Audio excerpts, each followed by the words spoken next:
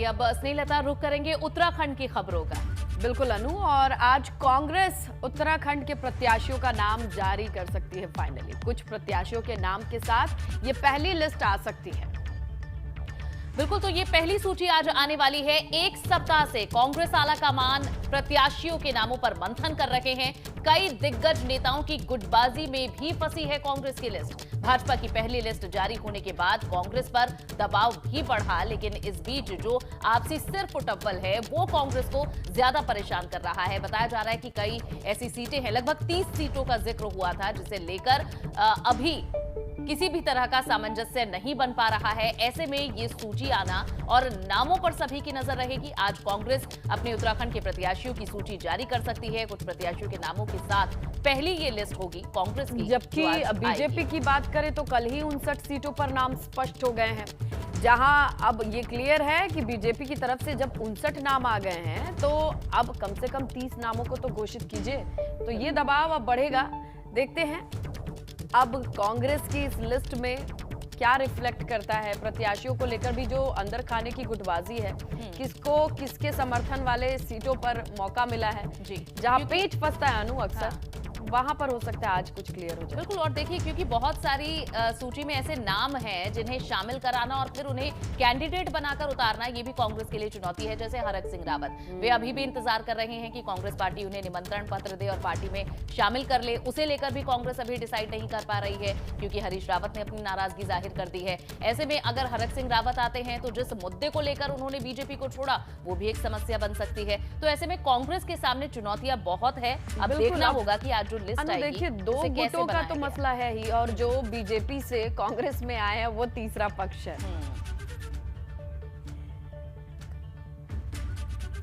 तो अनु चलिए इस खबर की थोड़ी डिटेल लेते हैं। देहरादून में ज्यादा सरगर्मी होगी। हमारे सहयोगी पंकज हैं, उनसे जानकारी लेते हैं। तो पंकज, कांग्रेस के पास तो बहुत सारे पहलू हैं जहां पर उनके पेच फंसते दिखाई दे रहे हैं। आज नाम आएंगे, कितने आएंगे, क्या पता चल रहा है? देखिए, अभी तक ये सूचना मिल रही है कि कांग्रेस के जो दिग्गज नेता हैं उन्होंने 30 सीटों पर मंथन कर लिया है। हालांकि इससे पहले भी ये दावा किया गया था कि 30 सीटें लगभग फाइनल हो गई हैं, लेकिन उन 30 सीटों पर भी कई ऐसी सीटें हैं जिन पर अभी पेच फंसा हुआ है। हरक सिंह रावत अपने समर्थकों को टिकट दिलाना चाहते हैं, तो प्रीतम सिंह अपने समर्थकों को चाहते हैं। इसी तरह से जो सीटें हैं उन पर दोनों नेताओं की आपसी सहमति न बनने की वजह से पेच फंसा हुआ है। संभवतः माना जा रहा है कि आज कांग्रेस इन सीटों को ऐलान कर देगी। लेकिन दूसरी तरफ से इसमें एक खबर ये भी आई है कि कांग्रेस का मंथन अब 70 की 70 सीटों को लेकर चल रहा है। वो ये चाह रहे हैं कि अब 70 सीटें ही ऐलान कर दिया जाए, किसी भी तरह की जो दिक्कतें हैं वो आगे ना आए, क्योंकि अगर वो 30 सीटें करते हैं तो जो बची सीटें हैं 40, उन पर फिर विरोध की स्थिति बन सकती है। कई नेता ऐसे हैं जो कांग्रेस को छोड़कर भाजपा में जाने की फिराक में है। वो ये चाह रहे हैं कि अगर पार्टी उन्हें टिकट नहीं देती है तो वो अभी भी भाजपा की ओर जाने की फिराक में लगे हुए हैं। तो अब ये माना जा रहा है कि इस तरह की जानकारी सूत्रों से मिली है कि कांग्रेस अब 70 की 70 सीटों पर एक बार ही प्रत्याशी का ऐलान कर सकती है, और ये ऐलान अब 1-2 दिन और टल सकता है। अगर 30 का ऐलान होता है तो आज शाम तक एक लिस्ट जारी कर देगी कांग्रेस। और जिस तरह से सूचना मिली है कि 70 की 70 सीटों पर एक बार ही प्रत्याशी कांग्रेस को जारी करने हैं, तो उन पर 1-2 दिन की और मंथन कांग्रेस को करना होगा। कुछ सीटें ऐसी हैं जिन पर अभी विचार चल रहा है, मंथन की गुंजाइश आपसी हमारे साथ जुड़े रहिएगा और आगे भी आपसे जानकारी लेंगे। फिलहाल आगे बढ़ते हैं खबरों में। और भाजपा ने गुरुवार को प्रदेश की 70 विधानसभा सीटों में से 59 कैंडिडेट की सूची जारी कर दी है, जबकि 11 सीटों पर अभी मंथन जारी है। भाजपा की पहली सूची में सीएम धामी अपनी सीट खटीमा, तो वहीं प्रदेश अध्यक्ष मदन कौशिक हरिद्वार से चुनाव लड़ेंगे। बिल्कुल अनु, भाजपा की पहली सूची में कुमाऊं मंडल की कुल 29 सीटों में से 24 सीटों पर प्रत्याशियों के नाम और ये चीजें क्लियर हो चुकी हैं, घोषित हो गई हैं। तो वहीं गढ़वाल से 41 सीटों में से 35 सीटों पर उम्मीदवार घोषित हो चुके हैं। प्रदेश की बची जो 11 सीटें हैं उन पर भी टिकटों का ऐलान होगा, इसका इंतजार है। और वहीं जिन 11 सीटों पर अभी प्रत्याशियों को लेकर पार्टी आलाकमान की राय नहीं बन पाई है, उसमें केदारनाथ, टिहरी, डोईवाला और साथ ही झबरेड़ा, पिरान कलियर और कोटद्वार, रानीखेत, जागेश्वर, लालकुआ, हल्द्वानी और रुद्रपुर सीटें शामिल हैं। इन सीटों पर भी मंथन के बाद जल्द ही प्रत्याशियों के नामों का ऐलान करने की बात कही जा रही है। 11 सीटें मात्र बची है, 59 का ऐलान हो चुका है, 11 पर मंथन हो रहा है और कई बार ये सीटें बाद के लिए भी स्नेहलता छोड़ दी जाती है, क्योंकि अगर सभी पर इतना लंबा मंथन करने लगे तो शायद सूची आने में बहुत समय लग जाएगा और नामांकन का समय भी नजदीक है, तो ऐसे में जैसा कि कांग्रेस के साथ हो रहा है, जैसा कि कांग्रेस के साथ हो रहा है ये। और अब जो तमाम कार्यकर्ता है वो जानते हैं कि हमारा नाम स्पष्ट है। मैदान में जितने भी तरीके से कोविड की सीमित जो व्यवस्थाएं हैं उसके बीच लोगों तक पहुंचना है, डोर टू डोर कैंपेन भी करनी है, तो पहाड़ों पर इतनी आसान तो है नहीं। एक घर से दूसरा घर, एक गांव से दूसरा गांव भी कितना दूर होता है। तो ऐसे में क्या ये रणनीति सही समय पर ज्यादा वक्त लेकर चुनाव प्रचार करने की है, जब कोविड गाइडलाइन भी है, तमाम चीजें हैं। अब यहीं पर टाइमिंग का खेल हो सकता है। बिल्कुल, और संशय इस बात का भी रहता है क्योंकि लंबा इंतजार अगर प्रत्याशियों को करना पड़े तो कई बार वे अपना मन दूसरी पार्टी के लिए बदल लेते हैं, तो ये भी एक संकट रहता है। इस वजह से ये सोच समझकर ही पार्टियां फैसला लेती है। फिलहाल जो 11 सीटें हैं उन पर भी चर्चा चल रही है और महत्वपूर्ण सीटें हैं। आप देखिए कि केदारनाथ से लेकर तमाम वो बड़े क्षेत्र हैं जिनका प्रभाव ज्यादा रहता है। 19 सीटों पर बीजेपी ने परिवर्तन किया है। देखा जाए अगर 59 सीटों की एनालिसिस कल हमने एबीपी गंगा पर अच्छे से की थी, हमारे ब्यूरो चीफ अजीत राठी ने सब चीजों को सामने रखा था, तो उसमें एक चीज जो सामने निकल करके आई कि 19 सीटों पर जो परिवर्तन है वो अपने आप में दिलचस्प भी है और कहीं ना कहीं वो अच्छी स्ट्रैटेजी दिखाता है। तो यही हम डिस्कस कर रहे थे। अनु, देखिए भाजपा ने 10 सिटिंग विधायकों का टिकट काटा है, उसका जिक्र करना बेहद जरूरी है। चाहे थराली हो, खानपुर हो, यमकेश्वर, पौड़ी, गंगोली हाट, यहां से टिकट कटा है। कपकोट, द्वाराहाट, अल्मोड़ा विधायक का भी टिकट कटा है। काशीपुर, कर्णप्रयाग के सिटिंग विधायक भी लिस्ट से बाहर हैं।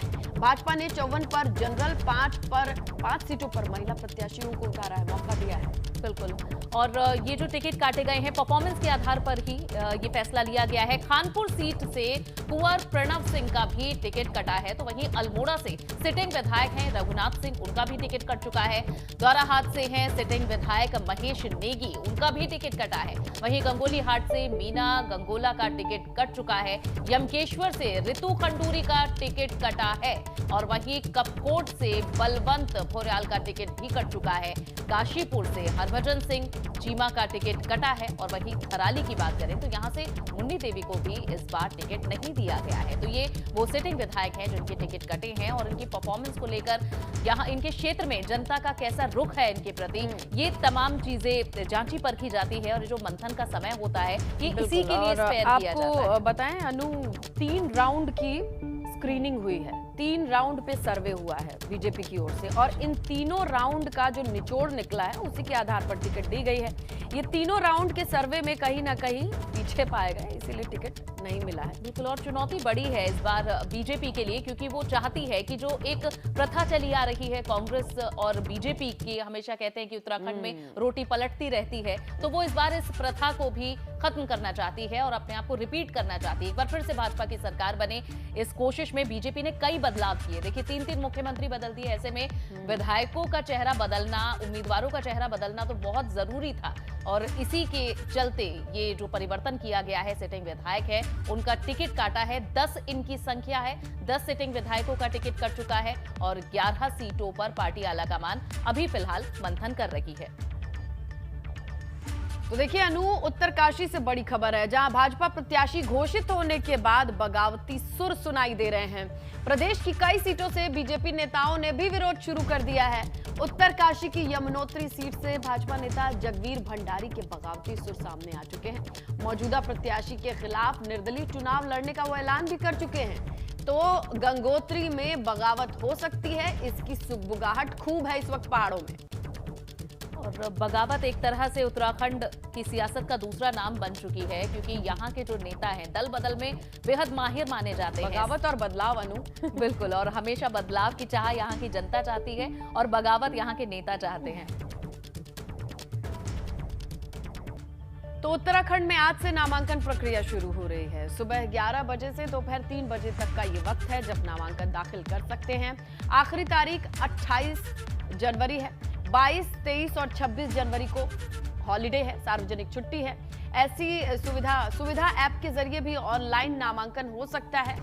जी, और आज से उत्तराखंड विधानसभा चुनाव के लिए नामांकन की शुरुआत होने जा रही है। चुनाव लड़ने वाले प्रत्याशी दिन में 11 बजे से दोपहर बाद 3 बजे तक नामांकन करा सकेंगे और इसी दौरान नामांकन पत्रों की बिक्री भी की जाएगी। प्रदेश में नामांकन की आखिरी तारीख 28 जनवरी है, जिसके हिसाब से 8 दिनों का नामांकन होना है, लेकिन 8 दिनों के भीतर। लेकिन 22, 23 और 26 जनवरी को सार्वजनिक छुट्टी होने की वजह से नामांकन नहीं किया जा सकेगा। प्रदेश में सभी सीटों के लिए 14 फरवरी को मतदान होने हैं। विधानसभा चुनावों के लिए नामांकन प्रक्रिया की तैयारियां पूरी हो गई हैं। इस वक्त मैं जिला निर्वाचन अधिकारी देहरादून के कार्यालय के बाहर मौजूद हूं और आप देख सकते हैं कि नामांकन प्रक्रिया के लिए जो बैरिकेडिंग की व्यवस्था है वो लगा दी गई है। 21 जनवरी से पूरे प्रदेश में विधानसभा चुनावों के लिए नामांकन प्रक्रिया की शुरू कर दी जाएगी और उससे पहले आप देखेंगे तो हर तरह से जो व्यवस्थाएं हैं उनको चाक चौबंद किया जा रहा है ताकि किसी भी तरह की कोई चूक ना हो। सुरक्षा के मद्देनजर और कोविड प्रोटोकॉल के मद्देनजर हर तरह की व्यवस्थाएं यहाँ की जा रही हैं।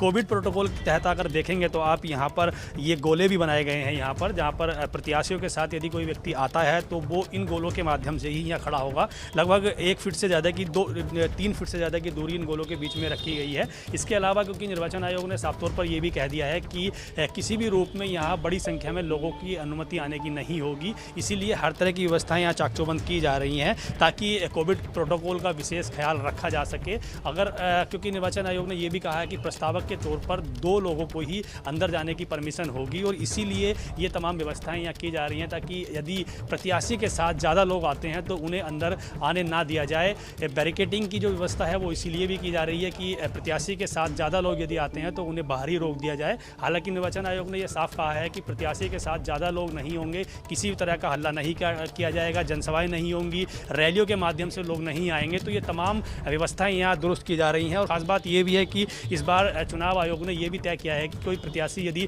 ऑनलाइन प्रक्रिया नामांकन करना चाहता है तो उसके लिए चुनाव आयोग की वेबसाइट पर हर तरह की व्यवस्थाएं की गई हैं। उस पर सारी डिटेल दी गई है कि किस तरह से नामांकन प्रक्रिया को ऑनलाइन किया जा सकता है। इसके साथ साथ ही अगर यहाँ आप देखेंगे तो देहरादून की जितनी भी विधानसभाएं हैं उनके लिए यहाँ अलग अलग बैरिकेडिंग लगाई गई हैं जिला निर्वाचन अधिकारी के यहाँ, और दूसरी जो एरिया हैं वहाँ पर भी तमाम व्यवस्थाएं की गई हैं।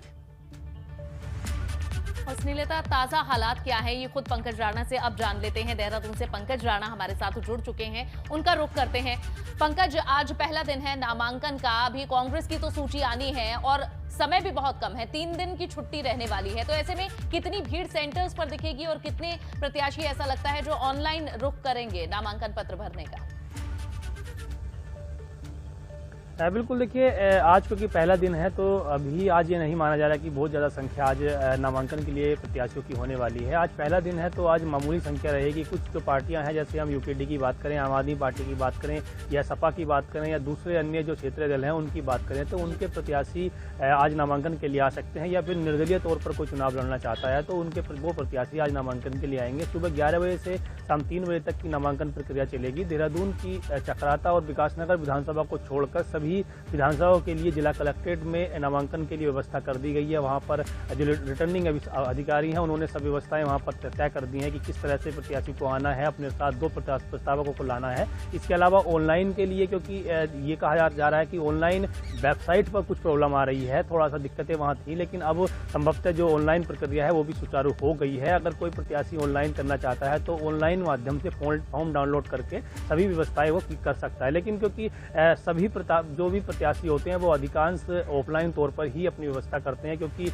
जो चुनाव लड़ चुके हैं उनको जानकारी है किस तरह से नामांकन को आगे बढ़ाना है, क्योंकि नामांकन में थोड़ी सी चूक भी अगर हो जाती है तो फिर आगे दिक्कत हो सकती है। इसलिए प्रत्याशी बेहतर तरीके से नामांकन अगर करना चाहते हैं तो वो ऑफलाइन ही नामांकन को अपना मानते हैं। और आज संभवतः माना जा रहा है कि कुछ जो निर्दलीय तौर पर चुनाव लड़ना चाहते हैं। तो बिल्कुल पंकज, ये तमाम चीजें रहेंगी और हमारी नजर बनी रहेगी, ऐसी तस्वीरों पर हम दर्शकों तक पहुंचाएंगे। बिल्कुल, और अब आगे बढ़ते हैं। अब बात यूपी विधानसभा चुनाव में पोस्टर वॉर की। भाजपा ने अब पोस्टर के जरिए हमले शुरू कर दिए हैं। महिला सुरक्षा को लेकर भाजपा ने पोस्टर के जरिए अखिलेश यादव पर हमला बोला है। बिल्कुल, और पोस्टर में मुलायम सिंह यादव की छोटी बहू अपर्णा यादव की तस्वीर लगाई गई है, जिसमें अखिलेश पर दोहरा हमला होगा ऐसा माना जा रहा है।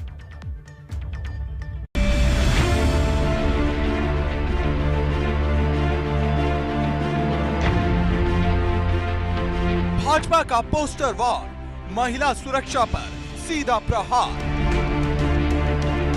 महिला सुरक्षा बहाना, अखिलेश यादव पर निशाना।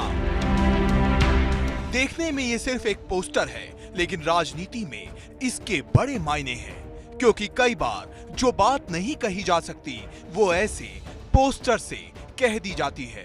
क्योंकि महिला सुरक्षा का सिनेरियो सेट करते हुए भाजपा ने जो पोस्टर जारी किया है, उनमें एक तस्वीर मुलायम सिंह यादव की छोटी बहू अपर्णा यादव की है, जो हाल ही में भाजपा में शामिल हुई है, जबकि दूसरी तस्वीर भाजपा छोड़कर सपा में गए स्वामी प्रसाद मौर्य की बेटी बदायूं से सांसद संघमित्रा मौर्य की है। मतलब इस पोस्टर के जरिए महिला सुरक्षा को लेकर भाजपा ने सपा पर एक बड़ा हमला किया है। लेकिन जिस संघमित्रा मौर्य की तस्वीर इस पोस्टर में है, उनके ही एक ट्वीट ने भाजपा की किरकिरी कर दी है। दरअसल संघमित्रा मौर्य लगातार अपने पिता के भाजपा छोड़ने के बाद आलोचना झेल रही है। अब ऐसे एक आलोचक को जवाब देते हुए मौर्य ने लिखा है कि संस्कार अच्छा शब्द है, लेकिन किसके पास है? एक हफ्ते पहले एक पिता ने पार्टी बदली और बेटी को खरी खोटी सुनाई गई। आज एक बहू ने पार्टी बदल दी है और उसका स्वागत किया जा रहा है। क्या इसे इस बात से जोड़ा जाना चाहिए कि बेटी पिछड़ी जाति की है और बहू ऊंची जाति की है? अब इसी ट्वीट का हवाला देते हुए स्वामी प्रसाद मौर्य ने भाजपा पर निशाना साधा है और हाथरस की घटना को याद दिलाते हुए भाजपा को महिला सुरक्षा के मोर्चे पर घेर लिया है। संघमित्रा ने जवाब दे दिया है। आप उस ट्वीट को देख लेंगे, पढ़ लेंगे, तो आप शायद आप भी इस पर खुश नहीं होंगे। और रही बात, क्या हाथरस की घटना भूल गए? क्या उन्नाव की दो घटना भूल गए? क्या आपके लखीमपुर की घटना भूल गए? क्या इस तरह झांसी की घटना भूल गए? गौरतलब है कि भाजपा जहां पोस्टर के जरिए माहौल बना रही है, वहीं तोड़फोड़ मिशन के जरिए सपा में सेंध लगा रही है। भाजपा मुलायम परिवार के 3 बड़े चेहरों को अपने पाले में ला चुकी है। इनमें मुलायम की छोटी बहू अपर्णा यादव, मुलायम के समधी हरिओम यादव और अब मुलायम के सांडू प्रमोद गुप्ता ने भी भाजपा का दामन थाम लिया है। लेकिन समाजवादी पार्टी ये कहकर माहौल बना रही है कि मुलायम परिवार के नाम पर भाजपा ने जितने भी लोगों को अपने पाले में लिया है, वो बिना जनाधार वाले नेता है। अपर्णा जी अगर भाजपा में गई हैं तो इसको बहुत खुश नहीं होना चाहिए। वो भाई बहन का मिलन है। अपर्णा जी भी मूलतः बिष्ट समाज से आती हैं और हमारे मुख्यमंत्री जी भी बिष्ट समाज से आते हैं। क्योंकि इनका अपना कोई जनाधार नहीं है, इसलिए समाजवादी पार्टी की सेहत पर कोई असर पड़ने वाला नहीं। अपर्णा के जाने से और स्वामी के आने से, स्वामी एक अपने समाज का लीडर है, एक पकड़ है समाज में, और अपर्णा एक अकेले जा सकती हैं, अपना वोट लेके जा सकती हैं। लेकिन अपर्णा ये सोचें कि हम समाज का वोट ले जाएं, तो समाज का वोट तो अखिलेश यादव जी के साथ। अपर्णा यादव का है कहाँ? अपर्णा यादव किस गांव में ये वोट दिला दें, या भारतीय जनता पार्टी को ये वोट दिला दें, एक ठो कहीं बता दें। मतलब सपा ये दिखाने की कोशिश कर रही है कि भाजपा जितने भी नेताओं को लेकर आई है, उनका जमीन पर कोई असर नहीं है, और सपा के साथ जो आए हैं वो सब के सब जनाधार वाले नेता है। लेकिन भाजपा के मिशन तोड़फोड़ में सिर्फ सपा ही पीड़ित नहीं है, कांग्रेस भी इससे परेशान है। क्योंकि जिस प्रियंका मौर्य को कांग्रेस ने लड़की हूँ, लड़ सकती हूँ की पोस्टर गर्ल बनाया था, वो अब भाजपा में शामिल हो गई हैं। स्लोगन दिया गया कि लड़की हूँ, लड़ सकती हूँ, लेकिन लड़ने का मुझे मौका नहीं दिया गया। तो अब समय आने पे ये डॉक्टर प्रियंका मौर्य दिखाएगी कि किस तरीके से मैं प्रियंका गांधी से भी लड़ सकती हूँ, जब वैसी सिचुएशन आ गई। क्योंकि सिर्फ बात करने से काम नहीं चलेगा, महिलाओं का अधिकार देना पड़ेगा। लेकिन सवाल बड़ा है, क्या जिन चेहरों को भाजपा अपने पाले में ला रही है, क्या वो उसके 300 पार के लक्ष्य को आसान बनाने में मददगार साबित होंगे? क्या अपर्णा यादव के आने से भाजपा को यादव वोट मिलेगा? क्या मुलायम के समधी और साढ़ू के आने से समाजवादी खेमा टूटेगा? क्या कांग्रेस की पोस्टर गर्ल को अपने पाले में लाने से प्रियंका गांधी कमजोर होंगी, या फिर ये सभी चेहरे सिर्फ माहौल बनाने के लिए लाए गए हैं? Bureau report, ABP Ganga.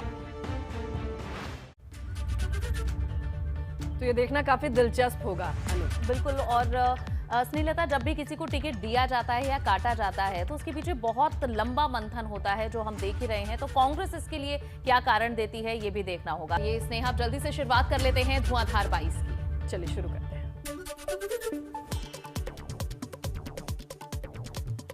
3 दिन पहले कांग्रेस से भाजपा में आई सरिता आर्या को नैनीताल से टिकट मिला है। टिकट मिलने के बाद सरिता आर्या ने पार्टी को धन्यवाद कहा, बड़े मार्जिन से जीत का दावा भी किया।